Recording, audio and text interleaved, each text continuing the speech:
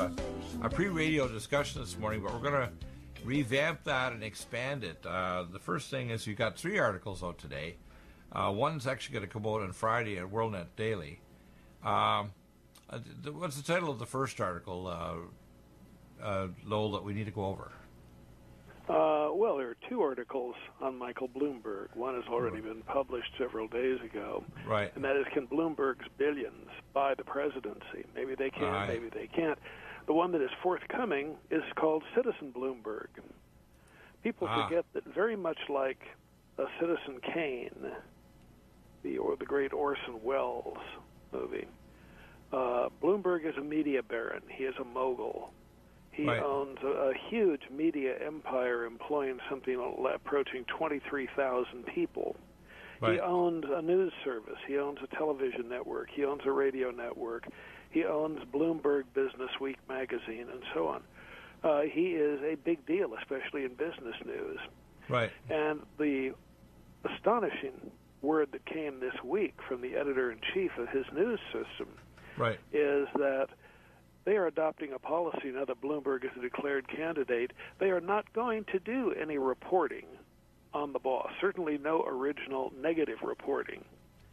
They are going to do no reporting on his rivals in the Democratic Party seeking the presidential nomination, but they are going to continue to report on negatively Donald Trump, which that very thing, that very statement, tells us that Bloomberg has just flushed the value of his news operation down the toilet. Right. He has just said he's prepared to lie. He's prepared, even if they have incriminating evidence on another Democrat or on Michael Bloomberg himself, to cover that information up. Wow. And not let it be known by people. Therefore, can he ever be trusted again as a news source? And yet, even though he had talked earlier this year about how he would basically have to put a firewall between himself and his news business, how he would have to, in effect, sell his news outlets if he were elected president, because it's rather unseemly. I mean, can a person be president of the United States and a media baron? You know, we don't allow foreign titles like the Duke of whatever under the U.S. Constitution to be held by American citizens. Media baron is not a formal title, but it certainly is an assertion of power. Right. And that power is tremendous. And should we have someone who controls the news directly able to use that control to help elect himself president? Or to either damage Trump or let somebody else be elected, because there's other reasons why he may not be elected by his own so-called Democratic base, but he could try to damage Trump. And because he can also buy ads cheaper than the super PACs, he can, even with his own media or other media that he can hire, because he said he's going to put $100 million into it, he could try to cause a lot of damage. To be honest with you, I've seen this already with Hillary Clinton. She's spent more than double what Trump did, and she lost. I think that this is going to show that the power of media, especially now with the launch of podcasting and the internet and alternative video and audio broadcasting, is a lot less powerful than it used to be. And this is one of the reasons why magazines are going away. And the media barons like him, even if he tried to use this to actually damage Trump, the fact that he won't do balanced reporting of corruption inside the Democrats, but he's going to go after Trump, indicates he's not fit to actually be even a candidate for election, doesn't it? No, your point is very well taken. And of course, as you suggest, no matter how much money you have to put into advertising, no matter how much lipstick you put on the pig, it's still going to be a pig. It isn't going to turn it into a movie star. And the reality is that Michael Bloomberg is a control freak, basically a totalitarian by nature.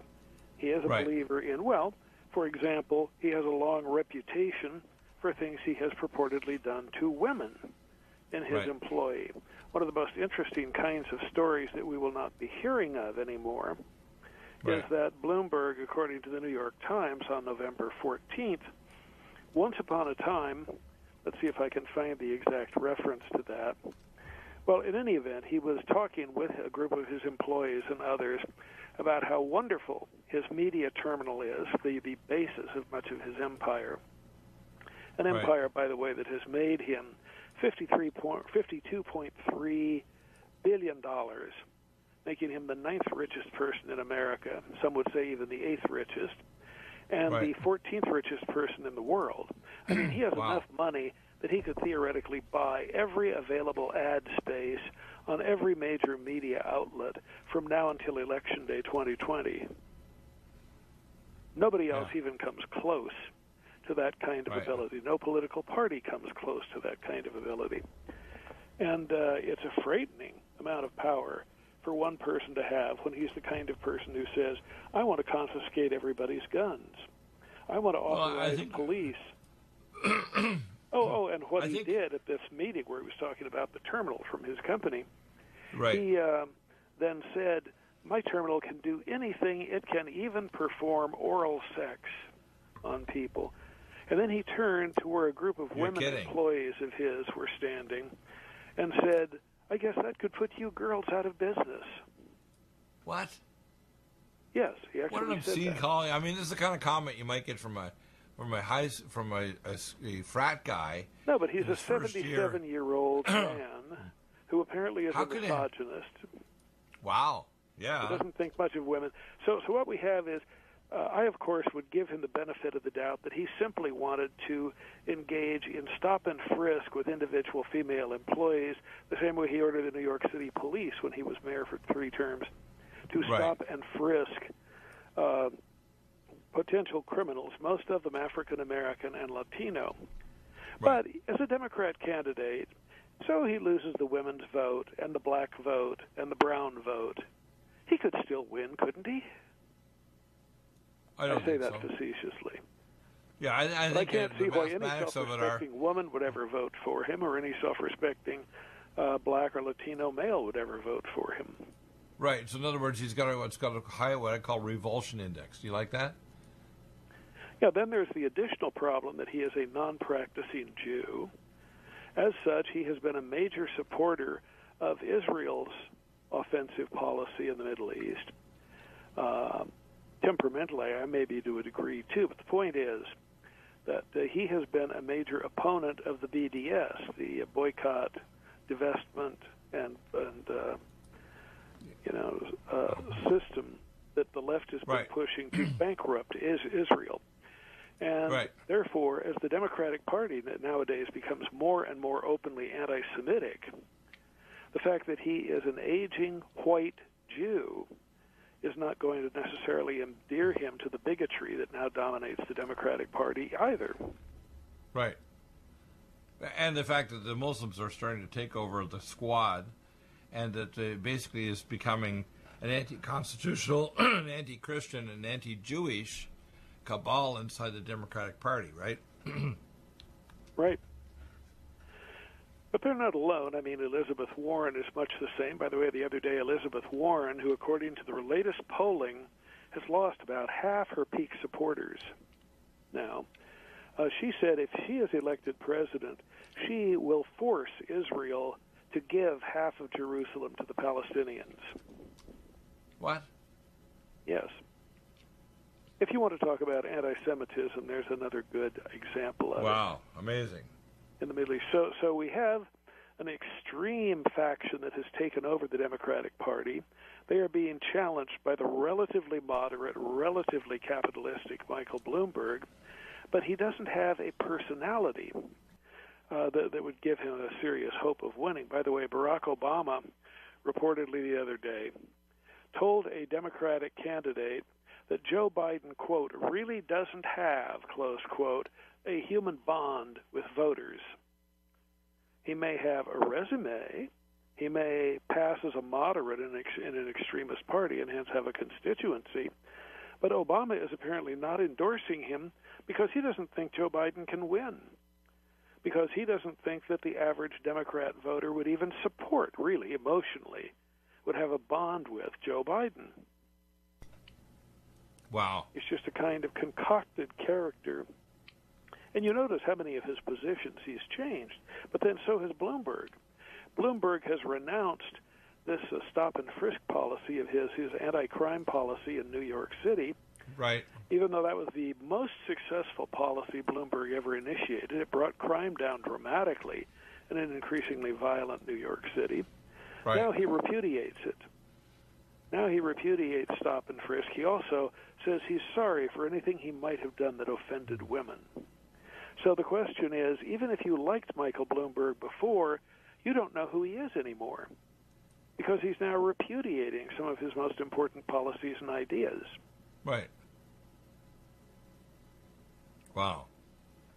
So those are interesting columns to go into. That's mainly the right. latter one that'll be out Friday. The other column, of course, with Thanksgiving upon us, I write, Happy Thanksgiving. Most people don't know, but if you go back and look at the Latin root words from which the word thanks and giving and so on come, you find that their word for thanks actually was a word that also meant think. So I suggest it could be renamed Happy Thanksgiving. I mean, heaven knows there's a lot of food for thought in the holiday, the biggest of which for me, and I think a lot of other people, is how come we've gained 5 to 15 pounds over the Thanksgiving and Christmas and so on holidays? And apparently part of the reason, at least, is that we are biologically programmed to change seasons just as the planet does here in the Northern Hemisphere. Right. That is, our ancestors survived past severe Ice Age winters by putting on weight as winter began coming on, and then by losing weight again in spring so we'd be able to outrun that saber-toothed tiger. Right. So we undergo a weight cycle, much as the planet does. It's almost hibernation-related, some scientists believe, but really only bears hibernate, and it's hard to define hibernation anyway. But that is characteristic. In winter, people tend to come indoors, stay where it's warmer, become much less active, tend to be depressed by the darkness. At least 1 in 4 of us suffer some degree of seasonal affective disorder or winter depression. And what do you do when you feel depressed? Well, a lot of us eat comfort food. What is comfort food? It's high in carbohydrates. It's sugar. It's things like that. It has a lot of fat in it. In other words, it's all the stuff that reinforces this idea of putting on weight at this time of year. And we've reinforced that with our social habits, like the ritual feasts at Thanksgiving and Christmas and Hanukkah and so on, that incline us to put on that weight that will keep us alive in the severe winter time, where we no longer are faced with a real threat of famine here in much of the United States in the same way that our distant ancestors in Northern Europe were. But nevertheless, we are programmed to have a lot of that concern in us. We tend to eat foods that would have kept us alive previously, but now are so laden with sugar and fat that they can easily put weight on us. And even doctors like yourself are said, in many cases, to look at senior citizens and say, I know your perfect weight is supposed to be X number of pounds. I'd like you to put on 5 or 10 pounds more than that, Mrs. Johnson, because that will give you a little reserve gas tank of fuel if you become injured or ill or whatever. Yeah. It will give your body a reserve of energy that you can fight off that illness with. Well, one of the things we see in, say, Japanese people, because they're often underweight, if you don't have enough muscle mass on you, which is the most important part of your weight, besides the fat or for energy, for ketone bodies to run your muscles in your brain, that if you have what's called sarcopenia, your immune system collapses and you can't fight infection. So people in Japan don't necessarily die of obesity. They die of immune system failure because they have sarcopenia, low muscle mass, and almost no fat on their body. So they don't have that reserve tank.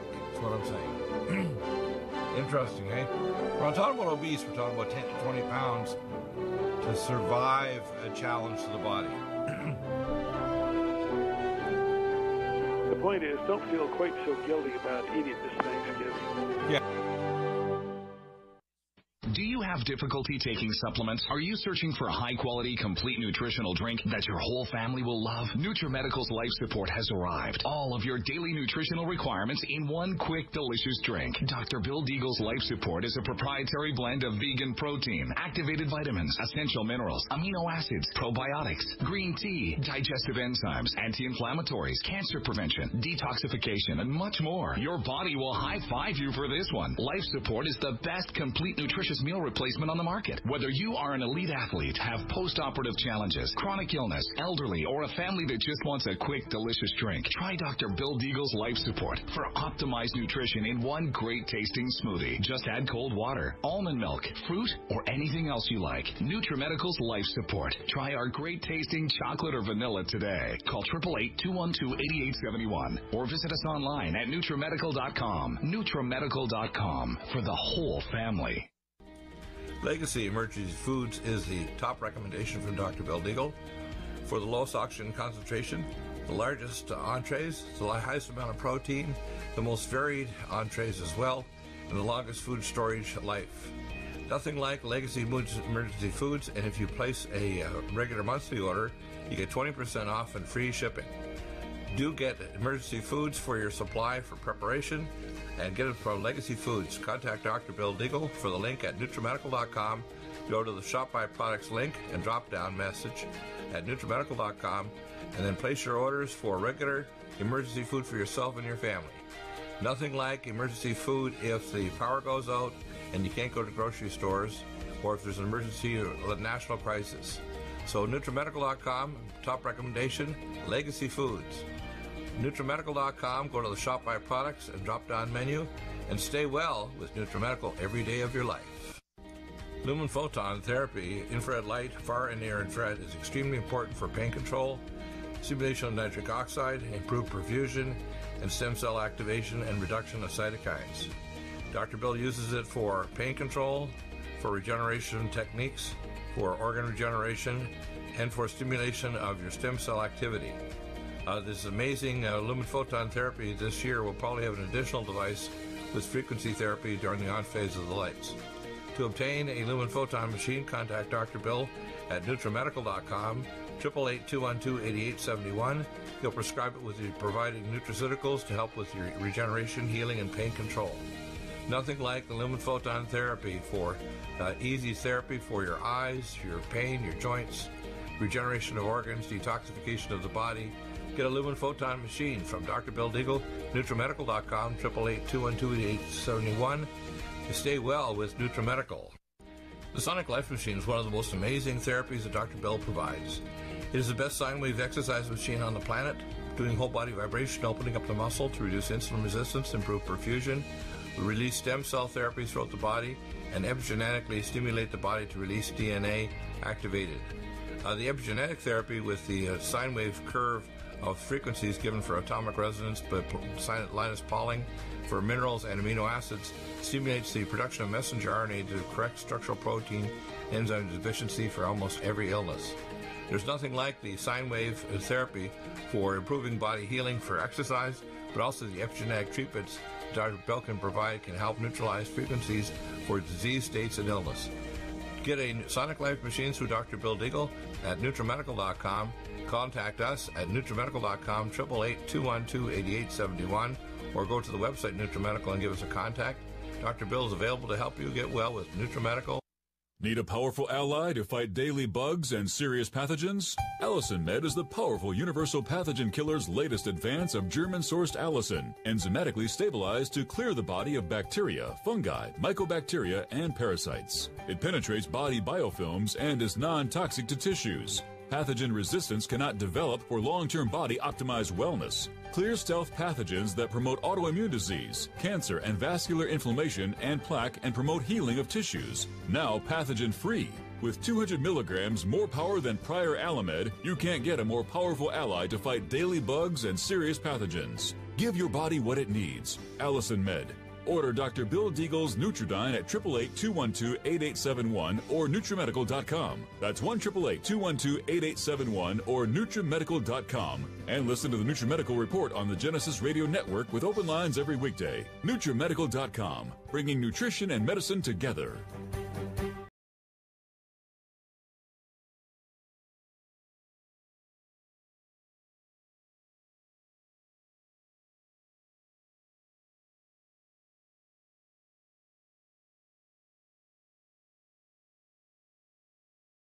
Tell people how they can get your books that you've co-wrote with Craig Smith.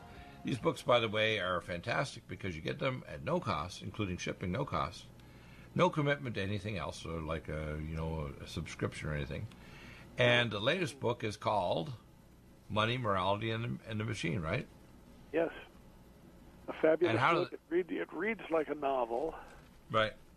Which is and always good. How did they obtain it? What's the story there? Well, they can obtain it by just calling a toll-free number. I mean, right. We'll pay the shipping, we'll pay for the phone call, we'll pay for the book. It will not cost you a penny. Right. The number to call, 800-630-1492, like the year Columbus sailed the ocean blue. A great stocking stuffer, too, for friends you might have that you can give them for the holidays. 800-630-1492. Will you send multiple copies so to someone if they want, say, 2 or 3 copies to give their relatives? I don't know that you'll get that. You read it yourself and hand it over. I don't think the publisher is going to give away more than one. One per caller, that would be right? My guess. But what you can do is tell your friend to call, and they'll get one as part of their. Oh, sure, absolutely. Their pre-stocking. Okay. Now, the next thing I've seen, I saw this morning further comments by this one AOC, and I call her one with an occasional cortex. But I'm seeing such strange behavior. For example, look at Mr. Schiff, and I've changed the last 2 letters of his name from F to T, because that's what the man is full of. He needs to have some kind of like an organizer to organize his lies so that at least they're consistent. But they've actually pulled away from Schiff from being in this so-called panel to try to impeach Trump, and now a bunch of Democrats are trying to talk about sanctioning, or what do they call it? Censure. I think... Yes, the censure basically is a meaningless gesture. It just says, we, the Congress, disapprove, or a majority of us disapprove of what you say, and it would be passed almost on a perfect party line vote. And as such, it's meaningless. It just says, the party that is not your party that's opposed to you disapproves of you. Well, big deal. By the way, I just sent you 3 additional articles that you should have by now. But... by the way, I forgot to mention there is an interesting news story out today. This could be a buying opportunity for you. Right. And that is Jeremy Corbyn, the head of the Labour Party in England, now says that, Boris Johnson, the Conservative parliamentary leader, the PM, has been trying secretly to sell Britain's National Health Service to Donald Trump. Does that make any sense? No. I suppose the dumbest people, which would tend to be Labour Party people, may be persuaded by it somehow, or may be frightened by it. But there's your chance. You can buy the entire National Health Service of Great Britain. He seems to be implying that it's for sale. So if Trump will not buy it, maybe Michael Bloomberg will. That would be appropriate. How can people make statements like that when it violates, even if you're talking to a kindergartner, they'd say, that doesn't look right, Mommy or Daddy or teacher. Why can people... I'm seeing a kind of a dumbing down of media and podcasts and people, like the quality of information, the quality of statements made by politicians and media, or even some of the nutballs from Hollywood. Our latest is some of these. I'm not going to even mention their names because they shouldn't deserve it. Well, the millennial generation has been measured as having an average IQ 3 to 6 points lower than previous. Well, I'm not talking about them. I'm talking about the people that are talking. Some of these are Hollywood stars. They're in their 50s, 60s, and 70s. Well, what I'm seeing is powerful people and wealthy people making statements that are so obscene that an average person of even average intelligence would say, you're trying to lie to me and want to manipulate me for some purpose. And to me, it's so bizarre, it's hard to conceive that they think that they're going to get away with this. I mean, I don't understand it. It doesn't make sense to me. You know, at least if your lives are going to... You're assuming we live in an age where trust matters. And unfortunately, we're living in an age where everybody is distrusted now. Every institution is discredited. Virtually every individual is distrusted as being self-seeking and self-serving. Democracy itself, Democrats now want to just wipe off the table with a sweep of their hand. The Constitution no longer matters. The law no longer matters. Ethics no longer matter. Therefore, why should one be concerned that a Democrat might be lying to you? Right. I mean, isn't that just their normal? Yeah, but the problem is they don't even try to doll up their lies. I mean, if I'm going to be a liar, I want to doll it up so it looks plausible. I don't see that now. For example, and the other thing, remember, we now live in an age where if you grow up as a child, you will be given a participation award like everybody else, whether you win or lose at a sport you're participating in. There are not supposed to be winners. There are not supposed to be better people and less good people. Right. We're all supposed to be just equal. And therefore the liar is just as good, maybe even better than the truth teller. The worker is just as good as the person who doesn't work, and so on. If he's lucky. So, I mean, we live in a devalued age. In God we trust, all others pay cash. And we've basically destroyed most of the cultural value underpinning the society. You add that together with the fact that when you're walking down the street, half the people who walk past you are going to have an IQ of 100 or less. Well, I mean, 100 is the median. And therefore, half the people in the society have an IQ of 100 or less. Those are people who vote for Democrats. Well, let me explain something. I don't think that the idea of an intelligence quotient based on being able to do puzzles is a measure of your ability to think independently and actually not have two or three cognitive dissonant ideas in your head at the same time. I think the intelligence quotient theory is incorrect in terms of how thought occurs in the, I call stochastic fuzzy logic vortex math of thinking and even epigenetic control. And the problem I see is that our educational system, our religious system, our geopolitical systems teaches people not to actually correctly think about thinking. In other words, so when you have this, one of the titles of your articles is Happy Thanksgiving, and you mentioned about the ontogeny of the word, it actually talks about thinking. I see people as acting less capable of thinking or even dialoguing. For example, one of the things I say on my show, and sometimes I'll talk over guests and I interrupt, and I try to make it a more smooth flow now. But people have to understand the reason why I insert comments or statements, I want people to think. For their physical health savings and survival, for their geopolitical survival and their soul survival of your eternal soul, but also our physical constitutional republic that's based on God. When I hear comments by people, say on Fox, that they can have a constitutional republic without God, they're insane. Or that you can have a constitutional republic based on other than a relationship to the Most High God, which is not the same God as Islam, which is the moon god of war, God of Mecca and Medina. It's not a Muslim God. It's not a Buddhist God. It is the God of Abraham, Isaac, and Jacob. And the problem I see is that people have lost the ability to even think about thinking. They've actually now, I see a dumbing down of society. I'm reaching, in a couple of years, my 7th decade. I'm going to be 68 in February. And what I see happening is people are being dumbed down by their churches, by their political parties, by their education, and they are basically just regurgitating to advance, including multiple gas tests and interaction with other people, even on the media. So what I see happening is that people are getting dumber, in other words. What do you think? People are getting dumber, and that can be measured, whether we like the test or not. But also, people are... Well, we're living in an age where all cultures are regarded as equal, where you can't say one thing is better than another. There can be no judgment. Judgment is evil.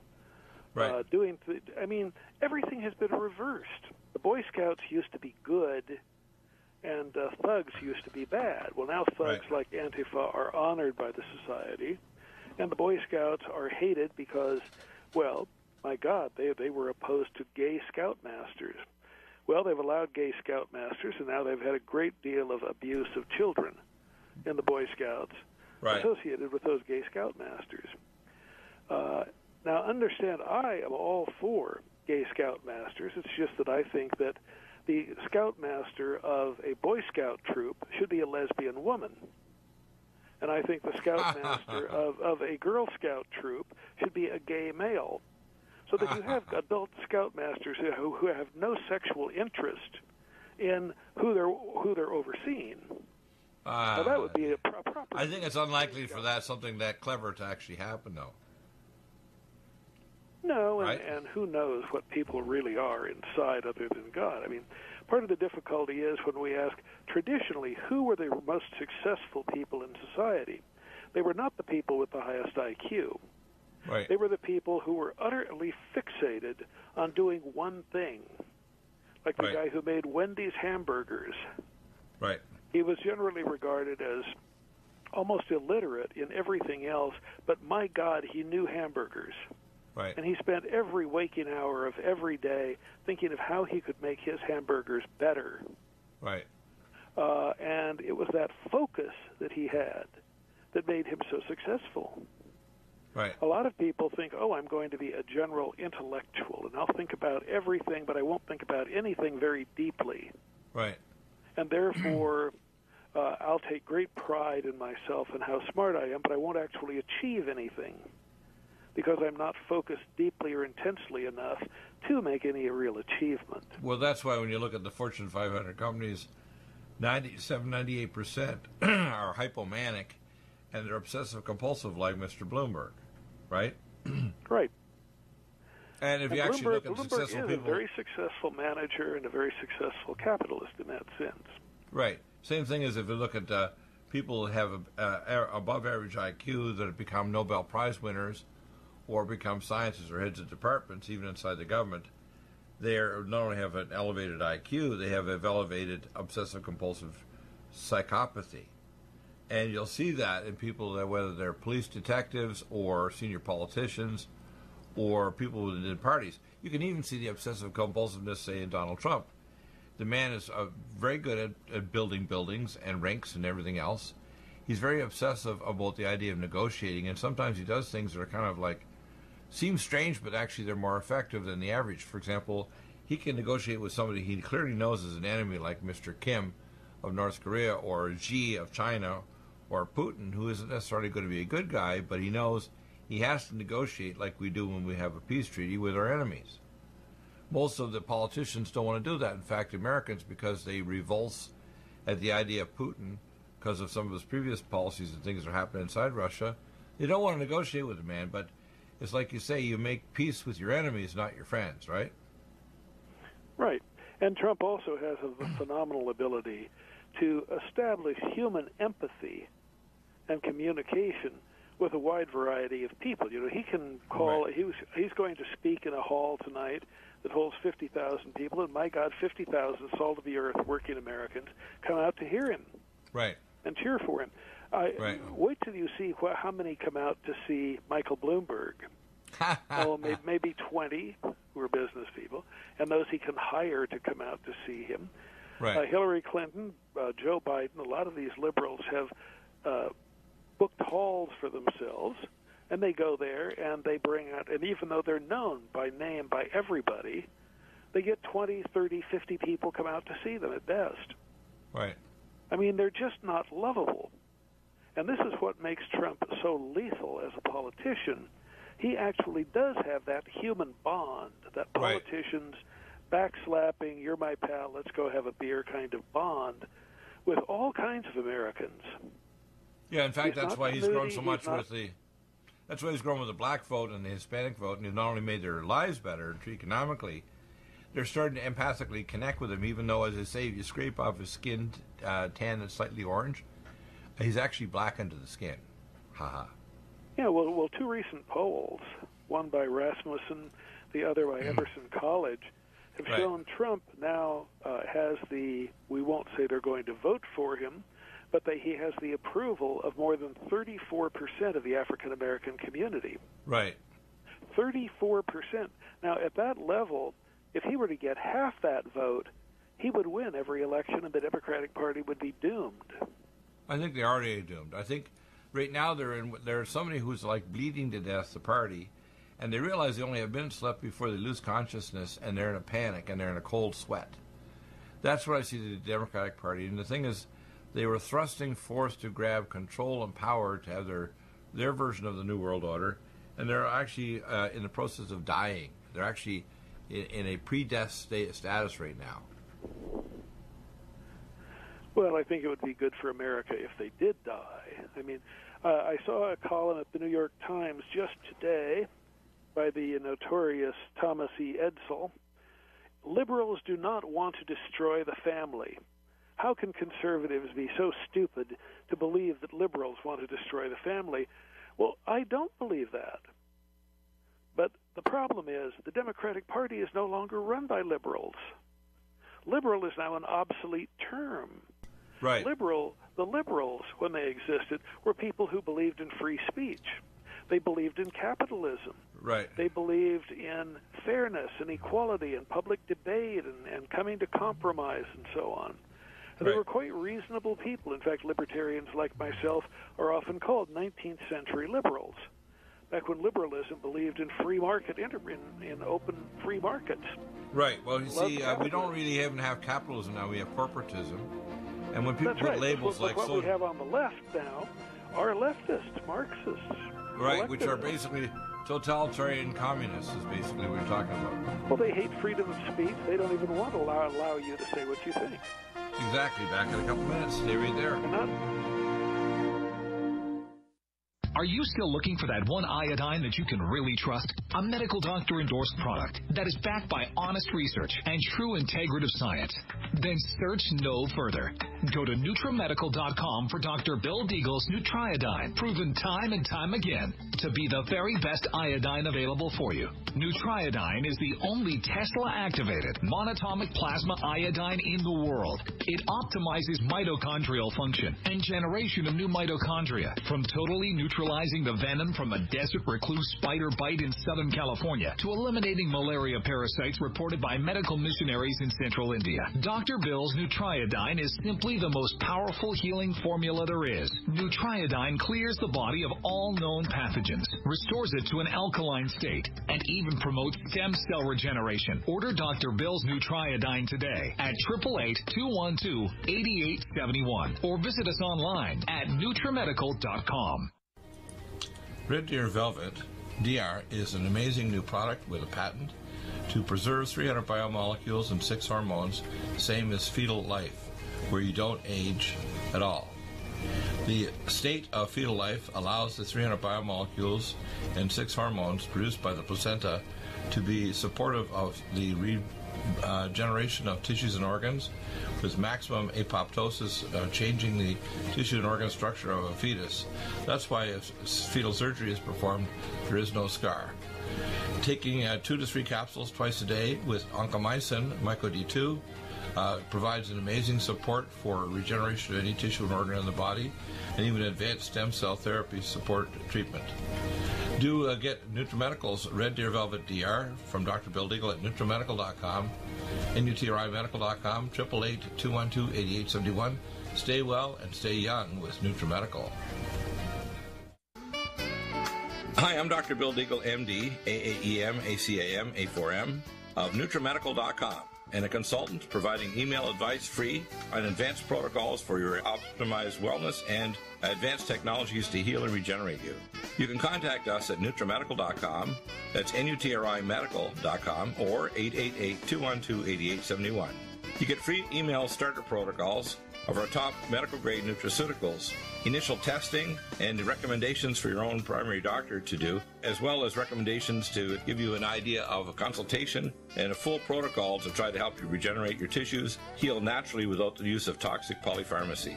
I can send test kits to you as well anywhere in the world and provide you recommendations to referral of specialty clinics worldwide. So contact me, Dr. Bill Deagle, at NutriMedical.com. That's NutriMedical.com, or 888-212-8871. At NutriMedical.com, we have the most amazing drinks with the best mouthfeel, highest quality bionutrient exposure to your body to heal and regenerate, and the most powerful persistence of nutrients to heal your body dramatically. We have Ageless, which makes you age less, which repairs your DNA, extends your telomeres, etc.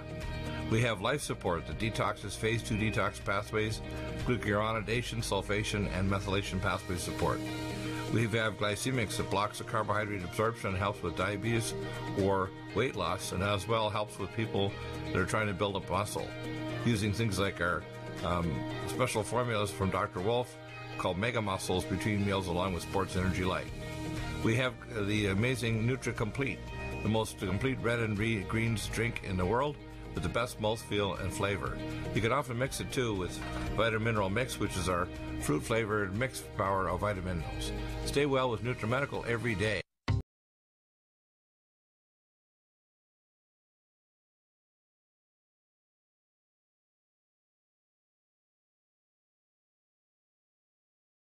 Care or abortion. You want to get the government out of that. Well, welcome back. So, one of the problems I find is sometimes people get strictured by terms. For example, when I put my health plan together with lots of experience in both the Canadian system, talking to European and British doctors, and working in the American system for decades, my health care plan is very simple. And I'll mention a couple of principles because it shows that you don't want to be kind of pushed off to the side that you're socialist or communist or whatever.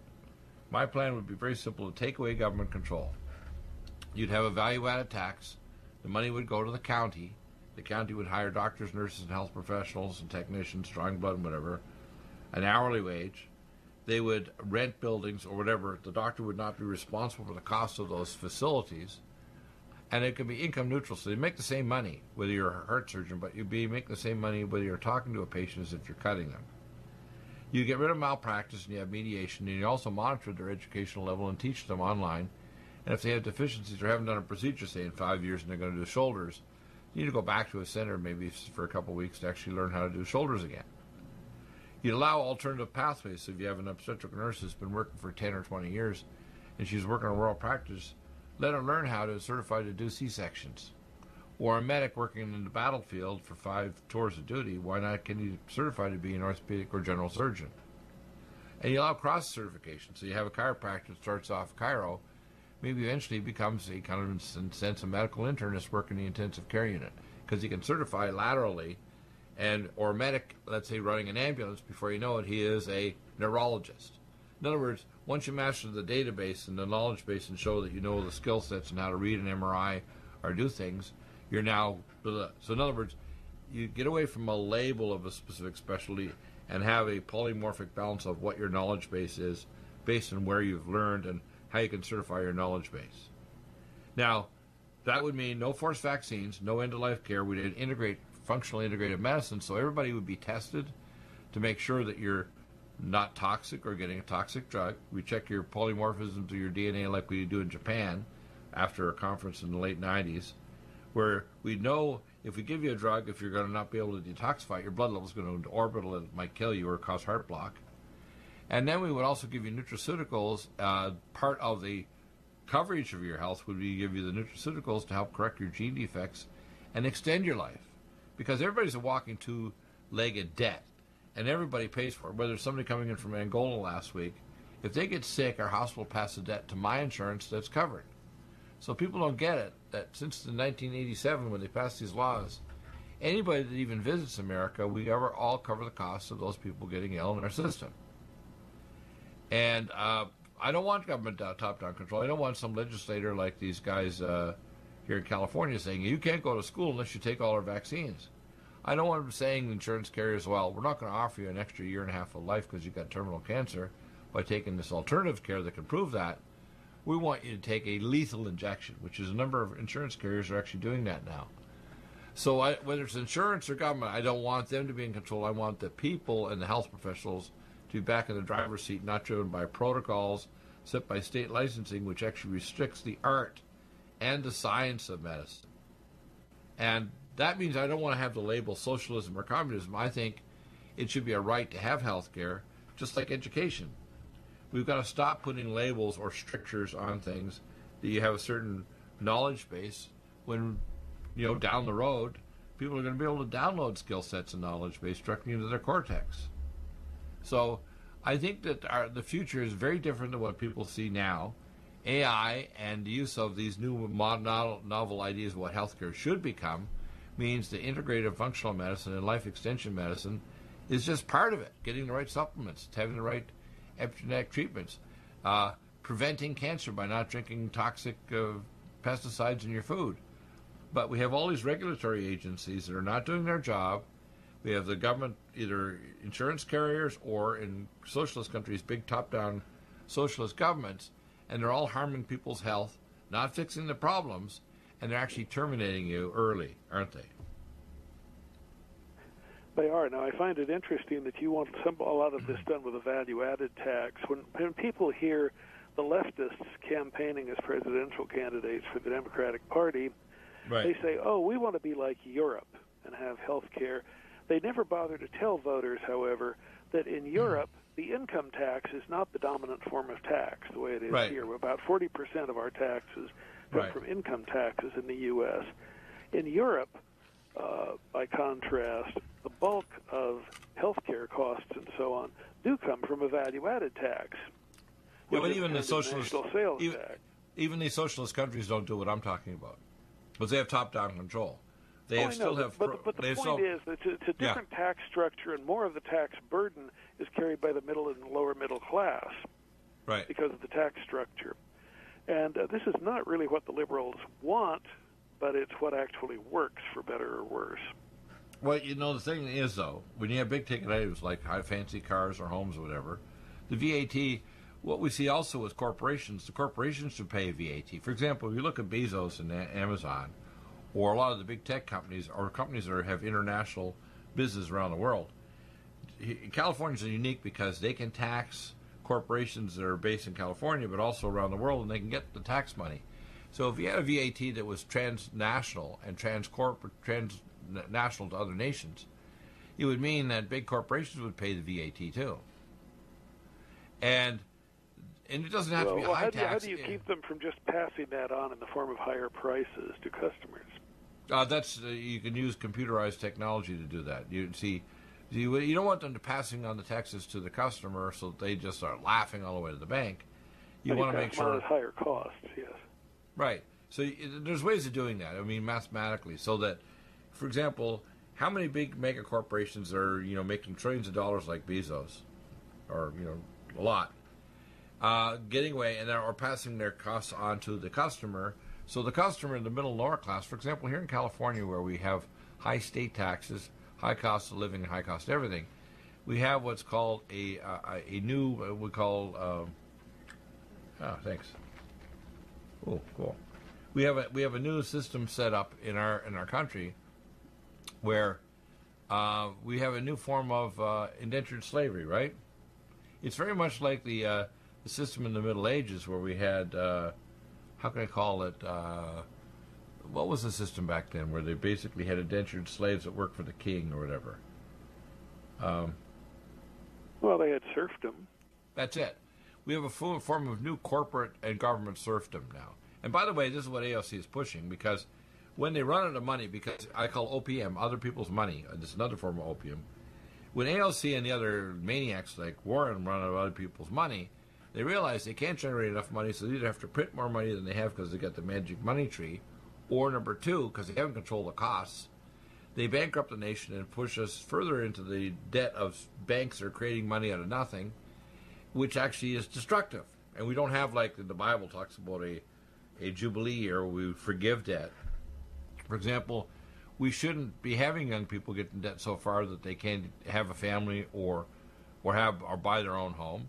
It's ridiculous. Yeah, in the last 12 months, we've added another $1.3 trillion of just pure debt. Right. So you see, what I see happening it defies logic and common sense, doesn't it? Not only that, but you create the psychological illusion that because we have all these additional dollars, therefore we should have additional goods and services. But in fact, we don't. Right. The dollars are just worth less each. Right. But it creates the illusion that everybody should be given everything virtually. Well, I think that the economy. The dollar that we have today, compared to say the turn of the 20th century, is worth about 2 cents back at the time of the turn of the century. Well, when we had a gold standard, up until we had a gold standard. For example, when the Fed took over, I remember our dollar today is worth about 2 pennies in purchasing power of the dollar back then. Right. So when I would, as a kid back in the early 1950s, say 1955, when I was 3 or 4 years old, and I go down to Creelman's grocery store and I get penny candy, and I was 4 or 5 years old, and I go down there with 2 pennies, and I could get an entire bag of penny candy, not just 1 or 2 pieces of candy, an entire bag. And what people don't understand is this is a way of the government continuing what I call government and corporate serfdom of the population, but they don't even know they're serfs, do they? No, and by serfs, what you really mean is because the money is constantly inflating, if you were to adjust the money for its real value, the average American has not had a raise in 30 to 40 years. Yeah, in fact, if you actually talk about the actual buying power of the money, and the thing is, the corporations are getting a lot richer. So look at Michael Bloomberg with his media corporation, and look at people like Bezos with Amazon, which is destroying commercial sales, I say, in local stores. We've set up the tax structure of the bank so that the cabal between the corporate leaders, I don't have capitalism, we have what's called corporatism linked up with transnational deep state intel agencies linked up with and a great deal of the economy is geared not to actually making things anymore, but to financialization. Right, so we've just financialized manipulating money on paper. Right, so in fact, one of the latest little moves, though, is this repo market, which means about 3 or 4 years ago, the repo market and the financialization stopped being able to make a profit. And the reason the last few months something's happened is that we've actually had a collapse of the ability for us to even generate enough money to keep the repo market going. So it went from 24 to 72 hours, and now the interest rates in the repo is up to between 8 and 10%, which means remember our book Money, Morality, and the Machine? Right. You can get absolutely free by calling 800-630-1492. We explain a lot of that in the book. Exactly. This is important for people to grasp this because, you see, people get caught up in terms of the left or the right. And you see there's toxic things with with Bezos and the leftists on the left, but there's also toxic things on the right. Both plans are what I call in the Lucifer, if you walk into what I call, instead of a Walmart, we're going to call it Satan Mart. You walk into Satan Mart, and the guy greeting you at the door is a deep voice, and he's like a minion. He says, "Welcome to Satan Mart." And you go in there, and there's a blue line of aisles with everything blue and a blue light over, and the other one's a red line aisle. But all the products in the Satan Mart are approved by Lucifer. So you might say you support Donald Trump and the setting up of world trade agreements to different nations, but it doesn't mean you're not going to be less of a serf under a Donald Trump model if the corporates that are backing him and with like PNAC and all the other things are any less toxic in the long run than the leftist communists. And a lot of the products in that mart are actually made in China, made by corporations that your pension and so on are now invested in by American companies, right, or by the American government. A lot of federal pension money is invested in Chinese companies that can go boom at any moment. Right. So you see, we have an interlocked world system of serfdom that's on the left and the right. So that's why we've got to watch out when we're re-electing Trump. We need to revise him as to what he's doing, right? So we will be back. Dr. Bill, I hope you have a wonderful Thanksgiving. Wonderful Thanksgiving to all those. Get the book. Again, 800-630-1492. It's free. And the code is thanks for our sale today, too. Thanks, and you get the code. Here's Michelle saying hi. The code is thanks for the Thanksgiving sale right through next week. Back in a moment with hour number 3. Gary Richard Arnold. Stay there. Back in a few minutes.